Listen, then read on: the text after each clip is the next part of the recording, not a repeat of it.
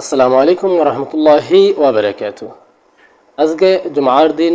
এই জুমার দিন অনেক গুরুত্বপূর্ণ কিছু সময় রয়েছে এবং এই সময়ের মধ্যে যদি আল্লাহ সুবহানাহু ওয়া তাআলার কাছে কোনো বান্দা, কোনো ব্যক্তি যদি দোয়া করে, আল্লাহ রাব্বুল আলামিন তার দোয়া কবুল করেন।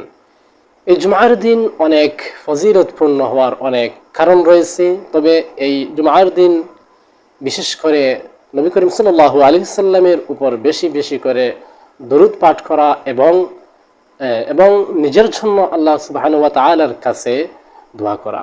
জুমার দিনে খুবই গুরুত্বপূর্ণ কিছু সময় রয়েছে, যেমন আসরের পর যদি কোনো ব্যক্তি নবী করিম সাল্লাল্লাহু আলাইহি সাল্লামের উপর দরুদ পাঠ করে এবং দোয়া করে, তাহলে আশা করা যায় এই সময়ের দোয়া আল্লাহ সুবহানাহু ওয়া তাআলা কবুল করেন।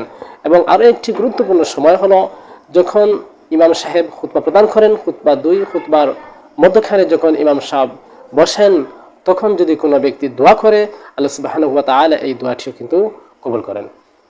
সম্মানিত ভিউয়ার্স, আসলে জুমার দিনের খুবই গুরুত্বপূর্ণ একটি আমল হচ্ছে সূরাতুল কাহাফ পাঠ করা। সূরাতুল কাহাফের অনেক ফজিলত রয়েছে।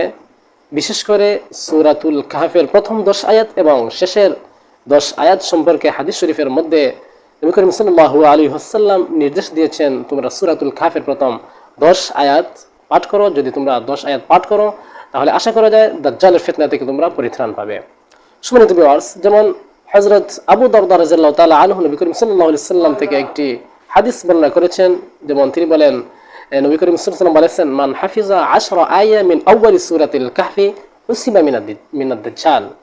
যে ব্যক্তি সূরাতুল কাহফের প্রথম 10 আয়াত মুখস্থ করবে, হিফজ করবে, তাকে দাজ্জালের ফিতনা থেকে পরিত্রাণ দেওয়া হবে, তাই সে দাজ্জালের ফিতনা থেকে রেহাই পাবে।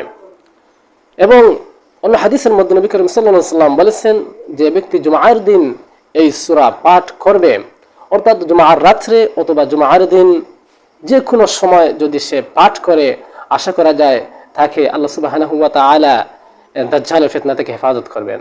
সম্মানিত ভিউয়ার্স, আমি অন্য একটি ভিডিওর মধ্যে সূরাতুল কাহফের প্রথম 10 আয়াত তেলাওয়াত করে দেব।